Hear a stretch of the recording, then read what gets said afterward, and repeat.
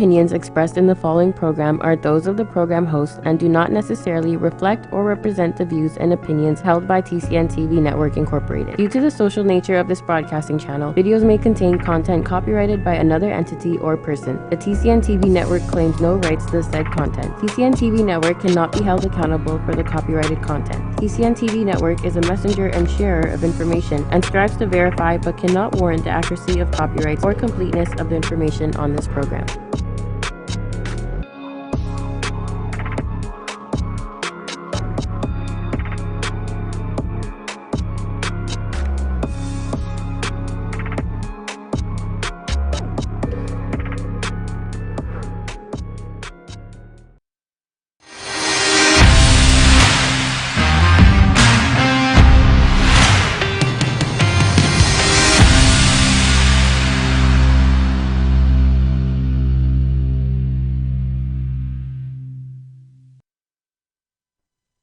Good morning, everybody. Andrew Perry, live from the MyTCN studios here in Brampton. You are watching the Daily Reel. Today, I've got a very special guest. I've got Carlo Parentella.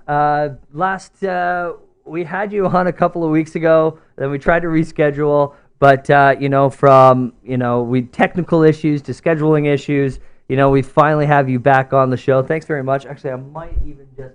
For sure. Yeah, we're back to these microphones, which have a little bit of a directional. So, anyways, thank you very much for coming on, Carlo. I really appreciate that. Thank you for having me. I didn't get a ticket this time. Yeah. The last time Carlo was on, he got a ticket. He was so excited to get here. Anyways, so Carlo went from at a very young age, working at tending bar at the family business, right, and eventually took over the family business, and then started to expand on a massive scale, right? Went from 16,000 square feet at the family business to 34,000 square feet, increasing sales by 65%. And then, your next step was in, building a real estate portfolio on a massive scale, over 230 residential lots in Barrie. And and you're currently working on a massive project. But if you hadn't heard of Carlo from that, you might have heard 3 seasons of the hit show Last Bride Standing on, what was it, Sun TV, I think, right? Sun TV, and then we sold it to the Wedding... the Wedding Network? Central. Okay. Yes, in the States, and we sold them the right to show the show for a season, and it was owned by the Wheat Network, and then Oprah bought it. So oh, no way. Owning our premiere.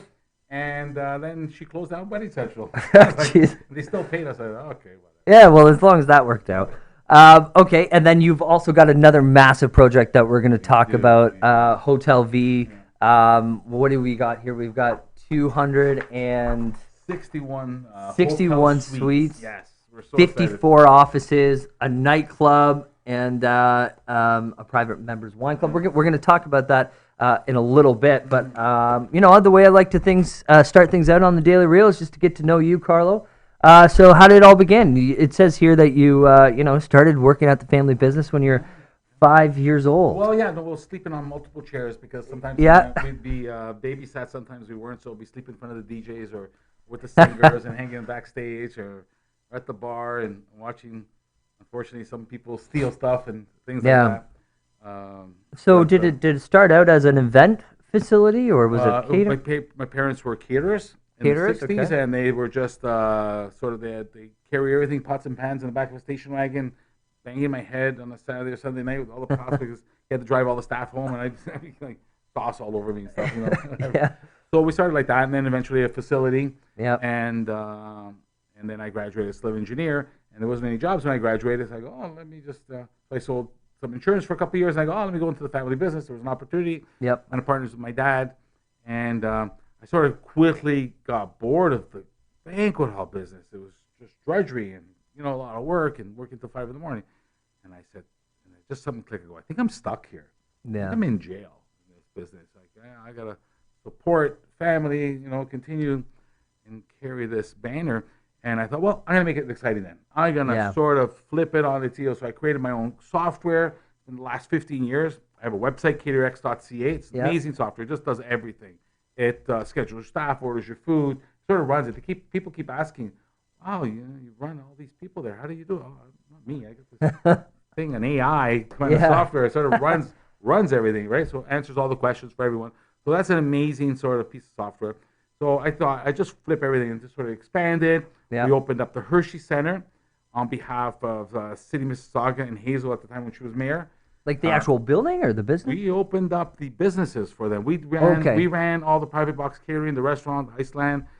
City of Mississauga needed some help, and we had some common connections. And they said, well, if you want to get it done, we'll do it. So we took over about a year prior to them opening, helped them out, and then we ran it for the first year. And we weren't making much money. It wasn't much money in that private box thing. You know, we had Don Cherry. We had a box as well. So there was the Hershey Center people, the Labatt's people, Don Cherry.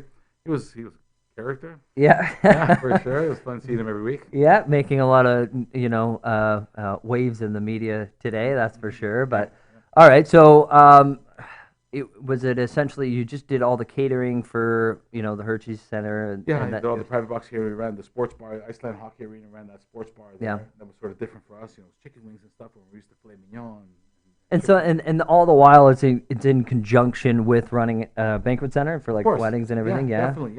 And we also ran Hunters Glen Golf Course, all the banquets and the golf tournaments and stuff like that for about 10 years before that got closed down for development and residential. So that was a lot of fun and experience there as well. Free golf. Free golf, gotta love it. Everybody loves free golf. Exactly. And then so tell me what. So I mean, I guess because when you're saying the banquet hall. Business was maybe a little bit boring. Was that's just essentially because the most events that you could do were maybe 3 times a week? Yeah, exactly. And then we'd work like. I remember the first 2 years we couldn't afford staff, too much staff. So I, not just bored, but just really tired because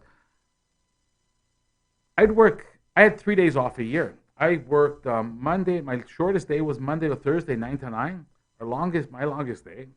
9 a.m. I had to answer the phones, open the doors for the first 2 years. 9 a.m. to 5 a.m.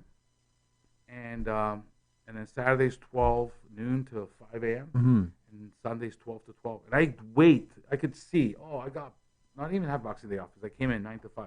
But I could see. Labor Day. Oh my God, 3 months away. I got a day off. Yeah.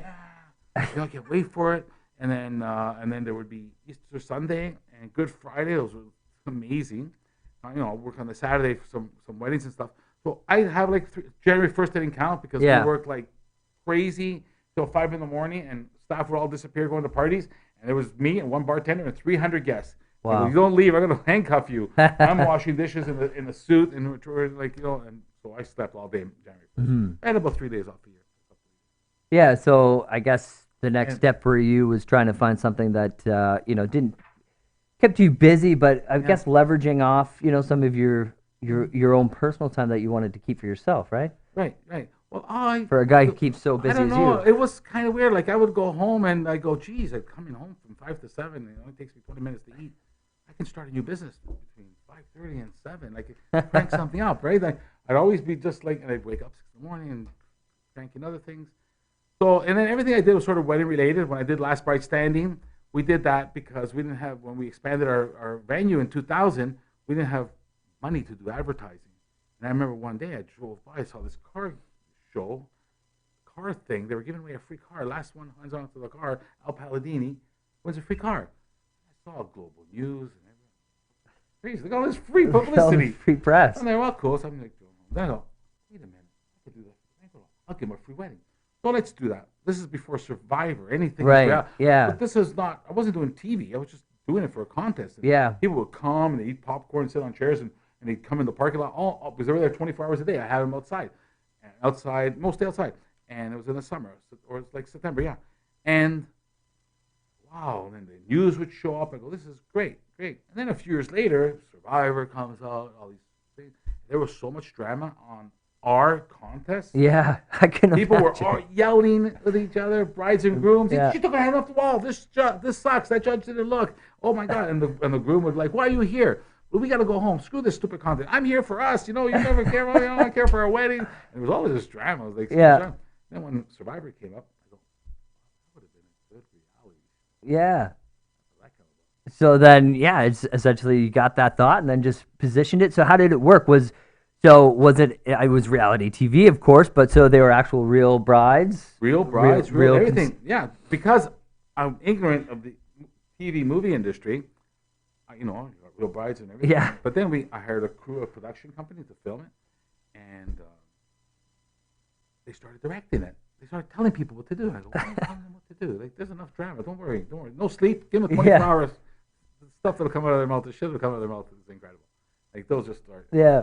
But he started directing it, and then so I was the creator. I produced it as the executive producer, one of the producers, not the director, but the host, and sort of came up with all these sort of concepts and everything. But then the second season, I go, I'm going to direct it. So I directed it, and I just let it loose. This isn't reality TV. This is actuality TV. Yeah. So we created that, right? And it was crazy. It was incredible. It was a lot of fun. That's crazy, man. That's incredible. Okay, we're going to take a quick break, and when we come back, we're going to talk more with Carlo.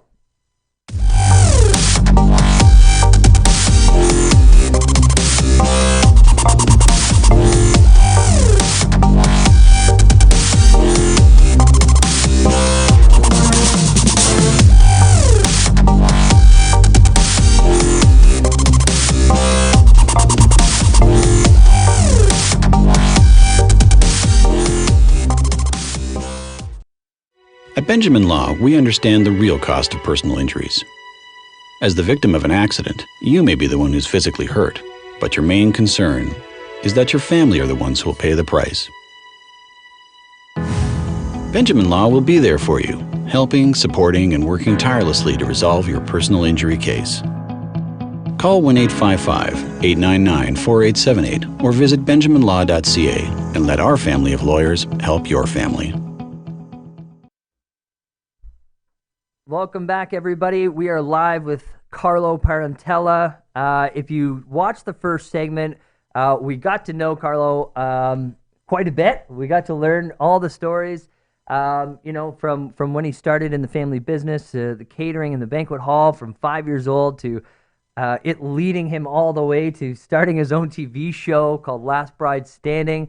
And so that show went, 3 seasons? 3 seasons on Sun TV, and then the first season we rented out to Wedding Central in the States. Yeah, and then you were mentioning just before we went to the break that the second season you stepped in on a larger role, and yes, director, yeah, meaning no director because it wasn't really because they sort of direct reality TV. Yeah. So I stepped in as director to be a non-director because I said this is actuality.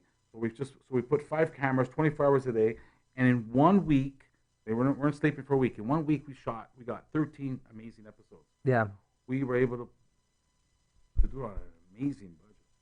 So how does the filming of that actually work? Is it just, do you have set hours, 9 to 9, or was it just cameras the entire time? It was 24/7 because Last Bride Standing was those brides putting their hand on the wall, and they weren't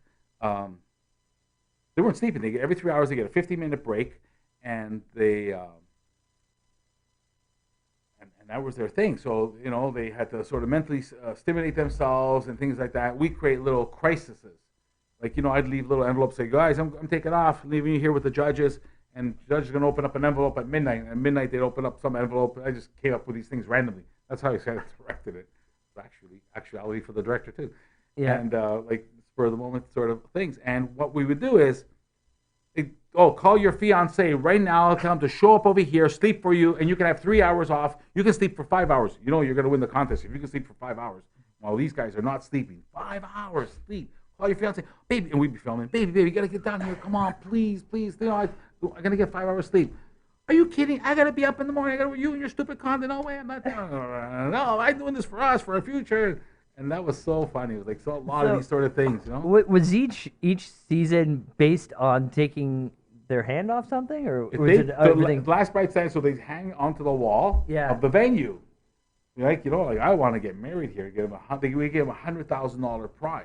Yeah. Of free wedding, photographers, trips, everything, gifts. It was incredible. So it was a big jump for them, right? So if they called their fiance, they had to come and essentially switch out their position. 12 midnight during a weeknight. Oh my work God! Night, get them over, and then they're like, oh, some did. It was like, yeah, all the girls like, yeah, look at that. That's a good fiance, right? That was all my fine. So in order for them to take a break, they would like no matter what, or They had no break. Every 3 hours, they had a 15-minute break, washroom, whatever. Right? Right. They could eat, right? They could never Okay. take their hand off the wall, right? They had to stand there all the time. They could jog. They could do whatever they want. But essentially, a week would go by. Like they were up for like That's crazy. That's insane. no sleep. Well, because I have seen like things similar that, and you see a whole bunch of YouTubers doing that now and stuff like that. Like take your hand Started off it. to win. Yeah, you started it. But I mean, I always questioned. I'm like, well, so what happens if they got to go to the bathroom? Don't go. They don't. Somebody schedule took, 15 minutes. somebody had her girlfriend hold up a blanket while she did it in a pail. Oh my God. I don't know. I don't know if you could get away with that in I don't today's know. I age, don't know. I don't know. 2019. That's amazing. All right, so then after 3 seasons, it was time to walk away, or was it just another business that you wanted to sell? I was just paying too much attention to that, and not paying attention to the venue. To the venue. So just started working on that.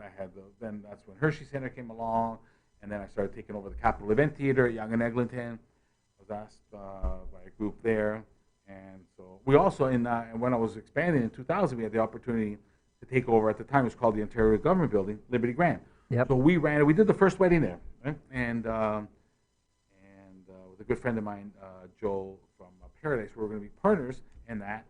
And it didn't work out because working with city politicians. Yeah, I hear that same story in any municipality. Yeah, So. it's just another world. Yeah. You know, it's not our thing. Like everybody just wants to be taken care of. And Yep. it's just like, wow. Yeah. So it's just they wanted that. All right, and then so you sold the show. No, it's still on the show. Oh, you still own the show. We may in a couple of years after we do.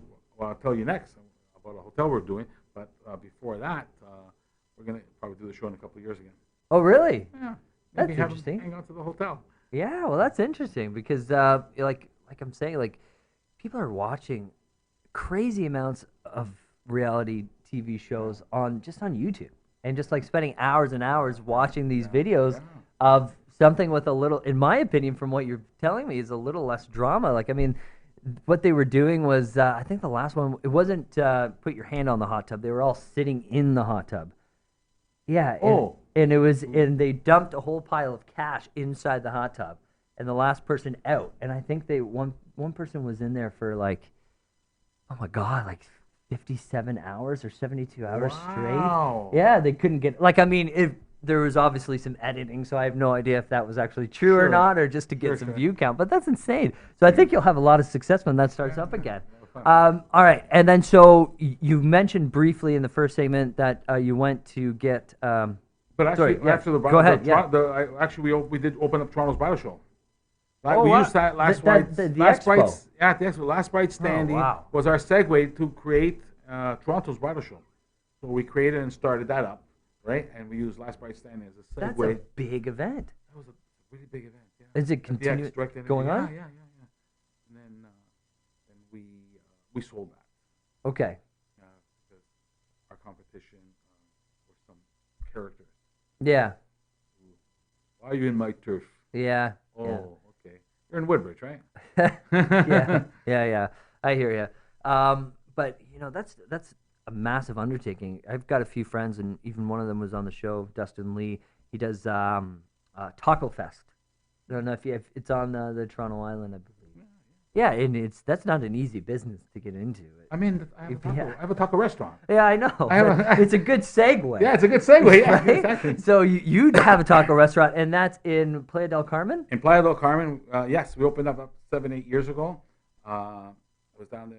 I kept going because my friends were down there all the time, and they sort of moved in there. And my friend opened up a restaurant. He's like, "Oh, I'm making all kinds of money and stuff." He's lying. Yeah. I'm making all kinds of money. Well, if he can make money, I can make money. And then January 1st, I think it was hungover, and I saw for rent, a great corner. I called the guy. He's like, "Oh, I can't. Now I gotta go to going to the Cancun airport. Yeah. I'm flying off vacation somewhere with the family." I go, "Come on, let's make a deal. I gotta leave tomorrow. Let's make a deal. I'll come. I'll meet you at the airport." I met him at the airport. Half an hour. We made a deal. Shook hands. Boom. Within 2 weeks, I'm the proud owner of a taco restaurant in Mexico. A restaurant that was empty, and Yeah. we turned it into And you Yoma turned it Tacos, into- the whole concept. Yeah. We made our, and then I go, well, I don't like, I created everything. We created the tables, we created the plates, the chairs were all this sort of rustic kind of Mexican chairs. We sort of made everything like out of scratch. We hired carpenters. We didn't go to a restaurant supply. I went to a metal shop, made our fridges, Yeah. made not our fridges, sorry, our stoves and barbecues. We made everything from scratch. Wow. Very rustic, and it's really amazing concept. That's Yeah, crazy. so it was high-end tacos on Fifth Avenue in Playa, with a nice vibe and stuff like that. So Wow. it's like one of the top 10 restaurants. Is it? Yeah, still open? Yeah, Still own definitely. it? Yeah, still own it. 70 years now. Yeah, Right. yeah, That's yeah, crazy. yeah. And then I think you even took that idea back. Back over here. Yeah. Yes, there was an opportunity, and one of the city councilors, like a friend of mine, goes, "Hey, listen, a friend of mine has this place available for rent, a high-end steakhouse." And I went, "Was that Steels and Islington?" I go, "Steels and Islington? I don't know. This ain't Yorkville. I don't know. It was high-end, like $50 to $100 steaks and private. Wow. I go, nah, ain't gonna work. We're gonna dumb it down. We're gonna turn it into a Yoma Tacos. Be perfect." The landlord walked in and saw everything we were doing. He's like, "Oh my God, you turned my prestigious castle into this." But then we're paying rent. We've been there for many years, so we're doing well. Well, that's good. As long as everybody's in a win-win situation, you're all good, right? Exactly. We are going to take a quick break, but when we come back, we're going to learn how Carlo put his degree to work in getting himself into the real estate development portfolio.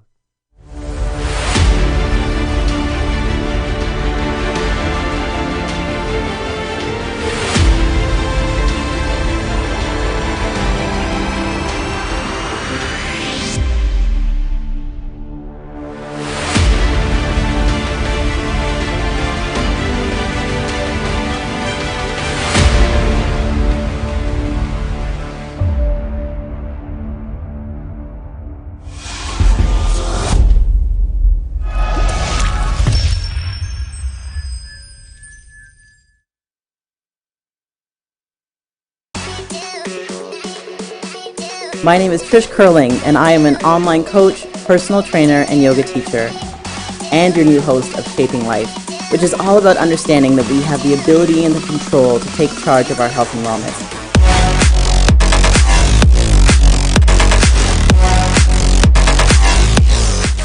But we can't do it alone, and I can't wait to sit down with the best in the industry. Please tune in every Friday at 1 p.m. live here on the TCN Network.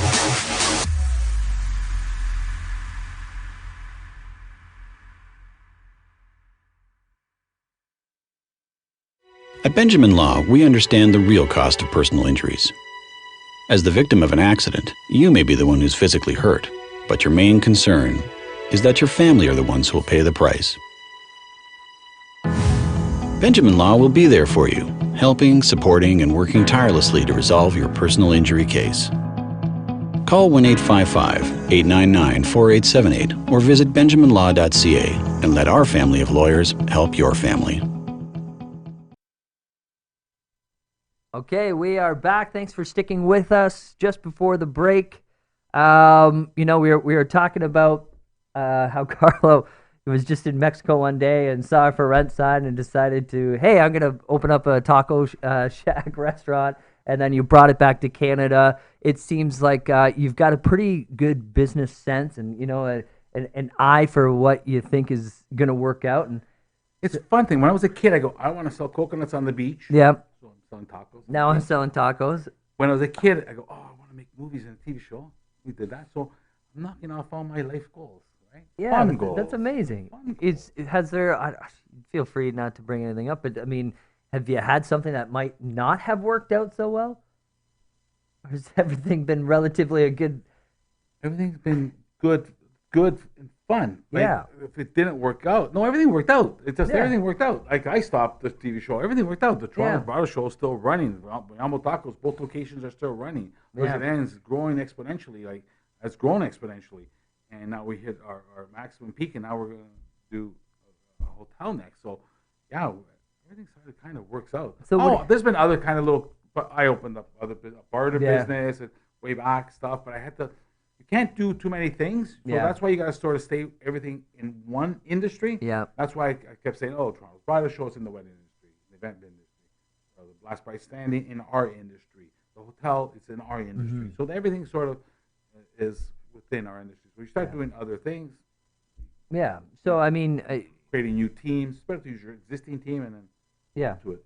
So would you say that, finding something that A, you're passionate about, B, you have some sort of expertise in, but C, maybe the most important thing is finding something that you can enjoy and have fun with? Yeah, exactly. Always do your hobby. Doesn't matter what it is. You have to do your hobby in life.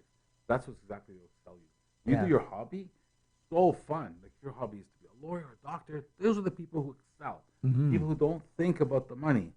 And just do it. Think about it as a side. Like, yes, this is how we'll make the money. But do your passion, and you will love it. Yeah. And so, speaking of having fun, and obviously you've got some pretty good connections, but you had a very famous celeb at one of your restaurants. Was that at a private event or? What was that? Yes. Well, that was our Opera Noir series. Opera Noir. And Drake, there he is. There's our Drake. Our boy. So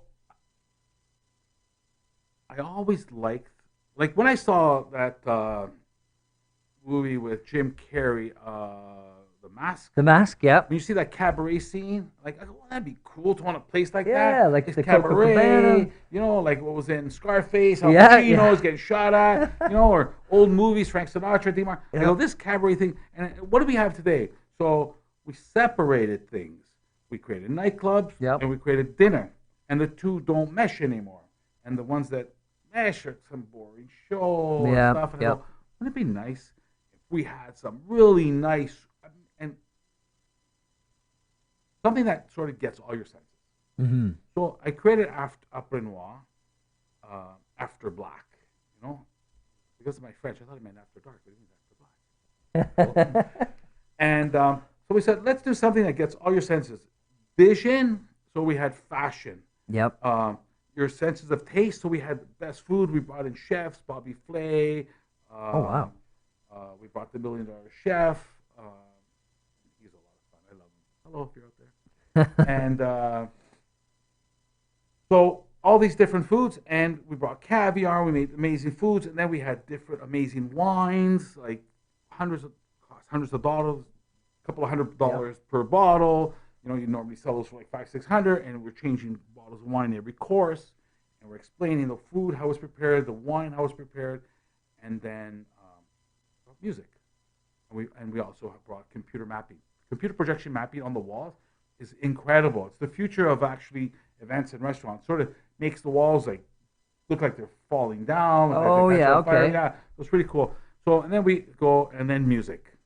I'd call up all these music industry guys, and they're like, no, agents, no one's returning my call. Yeah. And no one's going to let you do, I go, no, I think I can do a pretty good job. Yeah. You want to get this, Jennifer Hudson, get this, that. No. Drake, yeah, okay, forget it. I'm calling out, don't worry, I got a couple of bucks. I can make it happen. I know how to make things happen. Yeah. Right? And then nothing. Then a couple of friends of ours who own some clubs on King Street go, well, I know some guys. I know Drake's friends. I know Charlie Brown, the DJ, knows Chubbs. Drake's best friend. We'll talk to them, make it happen. Drake, no. What are they doing? We're going to have 1,000 people. We're going to charge them a couple of $1,000s a ticket. We're doing all this high-end wine, food, fashion, computer mapping, and singing. Like to have you there. What? And they charge us a lot of money. Yeah, I bet. Yeah. A big dollar. Yeah. One big dollar. Yeah. And then we couldn't get any talent.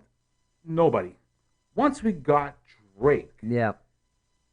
And then when I was talking to Jesse Reyes people, you got Drake.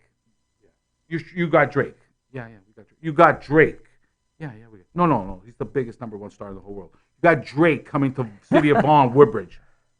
Yeah. Signed William Morris Agency. Let me double check. Yeah, that's his signature. Yeah, we got Drake. Yeah, we gave a deposit. Okay. You got Drake. I go, yes, we got Drake. What do you want to do? I want you to sing after Drake. Well, no one sings after Drake.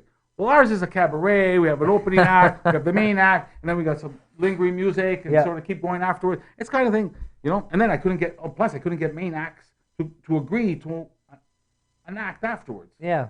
No, I'm the main act that closes the show. This ain't a concert. ain't a concert. People don't leave. You're not going to drop the mic and we close the place down. You know, people are going to keep eating, enjoying the evening, enjoying the wines, and then some nice sort of music afterwards that they can sort of talk and network. Networking was another big thing. Of course, I would. Once we got it, just okay. We want to open up for Drake. Okay, fine. So then all of a sudden, I'm calling them because of William Morris, and I got Drake, and then all of a sudden things are coming through, right? So we got Jennifer Hudson, David Blaine, Rob Thomas, Matchbox 20. We got that wasn't all at the same night. No, different nights. No, different nights. Different nights, yeah. But a few nights then we had Full House. The guy from Full House, I forgot his name. Danny Tanner?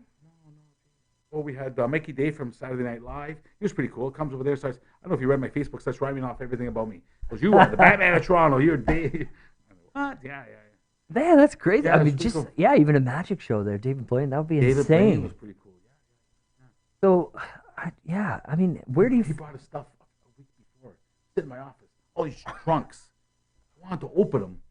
Maybe he'd pop out or something. I don't know. I got scared. I don't want to open up no magic trunk. Especially from David Blaine. He'd pull the fast one on you very quickly.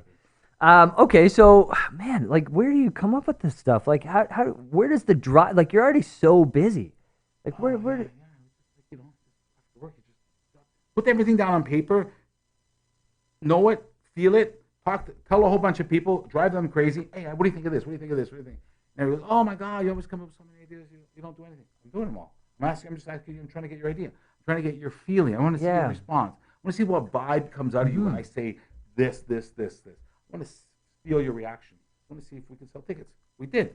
We had people come from all over, Milan, Scotland, tons of people from New York, Kentucky, Texas, Miami. The main actor from Dexter bought tickets. Shopify, the CFO from Shopify flew with his private jet from wherever, Ottawa, I think, just local. But we had so many.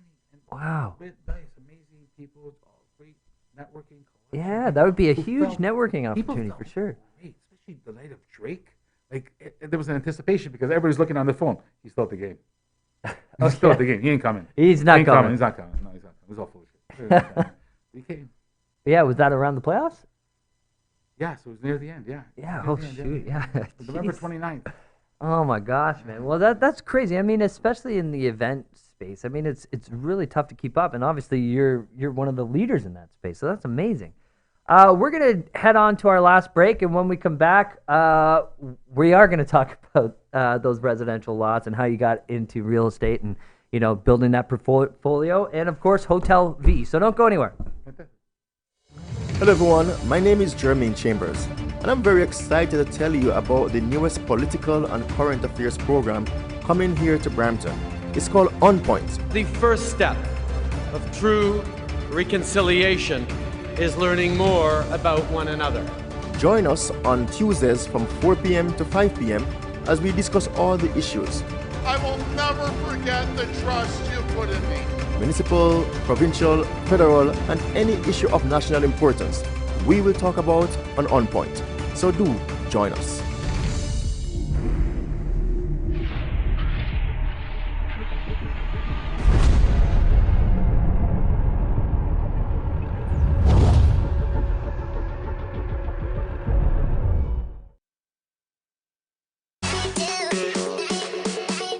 My name is Trish Curling, and I am an online coach, personal trainer, and yoga teacher, and your new host of Shaping Life, which is all about understanding that we have the ability and the control to take charge of our health and wellness.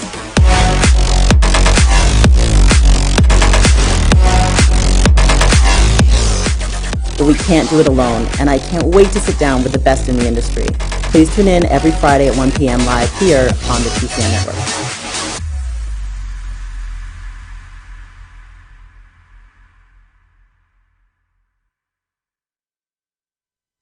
Okay, we are back. Thanks for sticking with us. At the end of the break, at the beginning, before the end of last segment, we were talking about how Carlo was, making massive moves in the event space.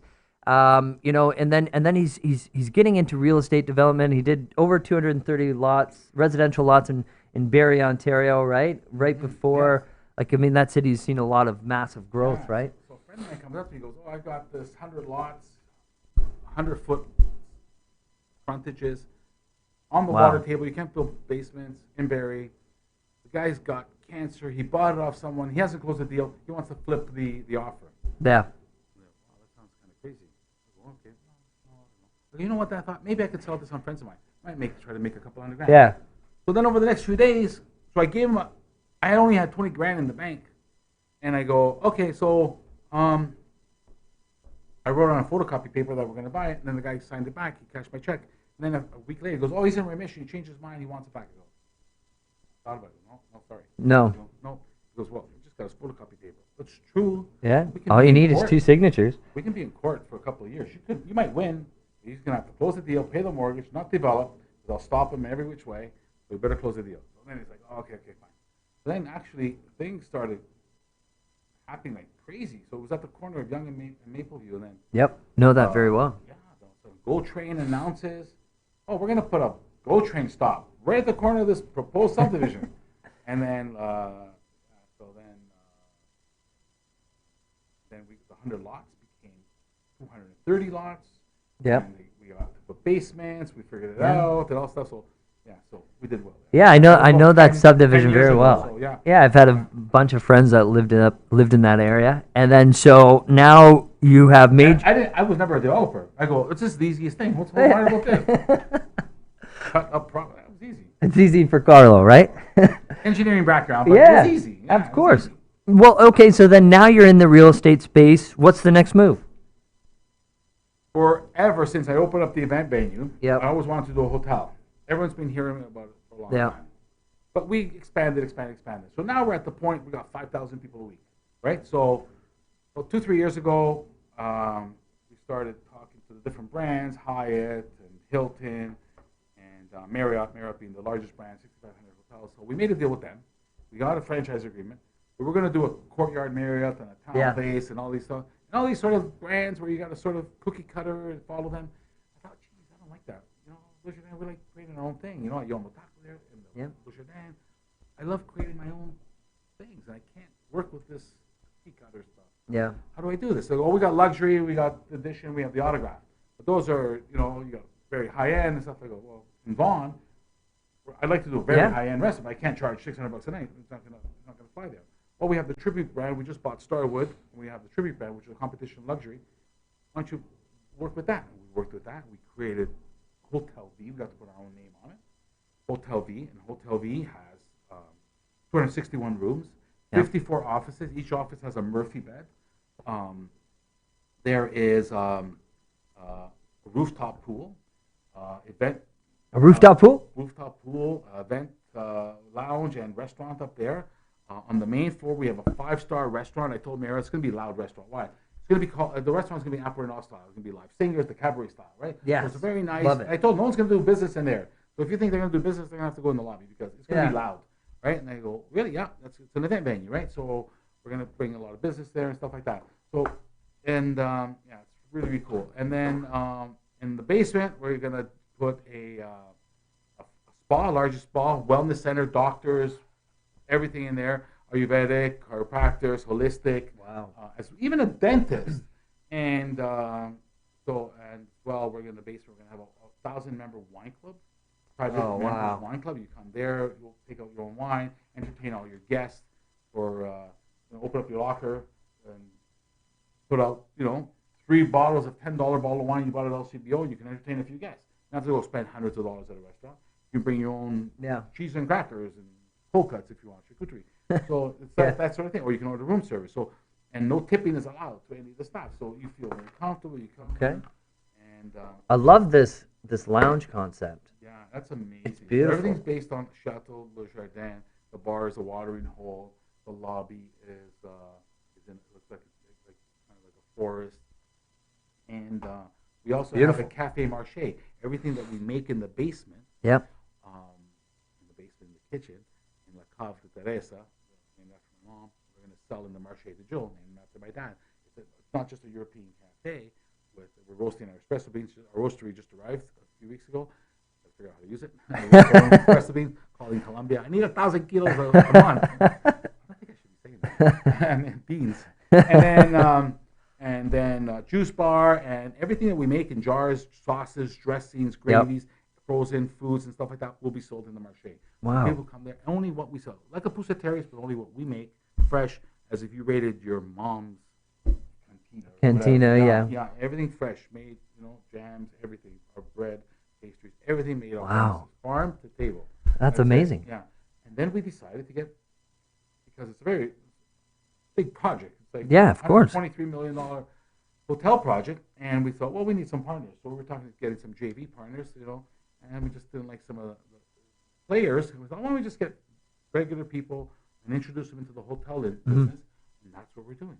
So we're selling partnerships. Yeah. To come in, $299,000, and they're partners. Wow. And it's the best investment because it's a hotel, it's land, building, and business, which goes up. Yeah. Not just a Yeah. condo. Yeah. But it goes up in value. Right? So it's a very unique investment plan for sure. And are people, pardon my ignorance, but are people buying partnering up for a particular unit, or is it just the overall? Right. So we were initially we had 261 suites. We're going to ask for 200. We're going to sell 261 units. Yep. And ask them to be partners. Great, you're a partner in, but then Marriott wanted everyone to sign a franchise agreement. Right. Because, not to get out of the 20-year reservation program. That's fine. Cool. And then it was just getting complicated with the paperwork from Marriott. And my lawyer's like, why don't you do an LP? Let me do a partnership. I don't want to do that. People don't understand that. I don't want to do partnership. They want to own a deed. Yeah. I'd rather do Main Street stuff rather than Wall Street, Bay Street kind of thing. Yeah. They own a deed. They're in a partnership. They understand it. But when you sell the deed, you still have to sell it with a partnership. You can't live there, so you still sell it, but you have to say, how much money am I making? I'm in a partnership. Right. Still, mentally, you own the suite, you're in a partnership. But then we thought, oh, you know what? Maybe the LP after a few months might not be a bad idea. And we sell 261 LPs. Cool. Same price. Now you're partners. Same thing. So all of us own all of them collectively. Wow. Same thing. Then we thought, wait a minute. Why don't we double the amount of LPs to 500 and half the price? So make it more bite-sized. So instead of charging $599, we charge $299. Yep. Half the price, $500, just under half, and we included 3 businesses. We included the spa business, the rooftop pool, and the gym. And the gym and fitness, so competition lifetime fitness, the spa. So we'll make money off the 3 businesses and all the rooms partnership collectively. And that's what we're doing. We're selling partnerships in there. They're my partner. Yep. We're going to keep expanding, and we're going to be able to open up another one. Wow. Down at, we're looking to open up another one at Already? Lakeshore Already? Is this even built yet? No, this one's going to get built, yeah. Then we said, then later, okay, yeah, let's get this one built. Yeah. Wow, And that's we're doing insane. amazing. We're already at 50. Well, yeah, LPs. because we only started a few weeks ago. I wanted to get you in before your big event. You had a huge event, right? Went amazing. Went great. A lot of synergy, a lot of energy, right? My thing is not closing. Yep. It's presenting and creating. Of course. We created a great product and everything. We closed a lot that evening, and but now we're just going to sort of better define our sales procedure. Yeah. I had to create the whole sales structure ourselves. I couldn't get exec market dealers to represent us. I couldn't get agents to refer us. Yeah. It was just be like, what is this? What? I never heard of a hotel for room in a hotel. Yeah. I don't know. Yeah. So I had to create it.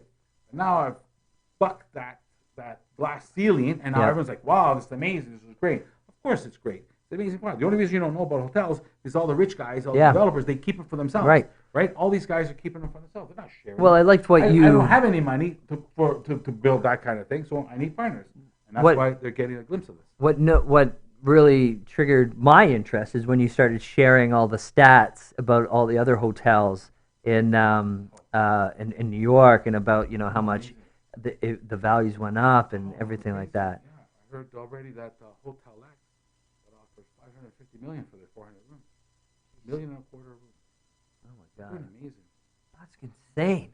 All right, Carlo. So we're in our last legs here. So why don't you tell everybody listening, where they can find you, or where they can find information about Hotel V, or how they can get involved, and Yeah, for sure. Well, just email us. Email Carlo at hotelv.com. VIE. And that's it? That's it. Okay, well, Carlo, Easy. Thank you so much for coming on. Thank you I'm very glad much, it finally Andrew. worked Pleasure. out after Pleasure. our third attempt. Third time's a charm. Everyone, thank you very much. This video. This podcast episode will be uploaded immediately after we hit end record to our YouTube channel. Just YouTube MyTCN TV and find us under the playlist The Daily Reel. Share it with your friends, like, subscribe, follow, turn on your notifications, and we'll see you next week. Thank you.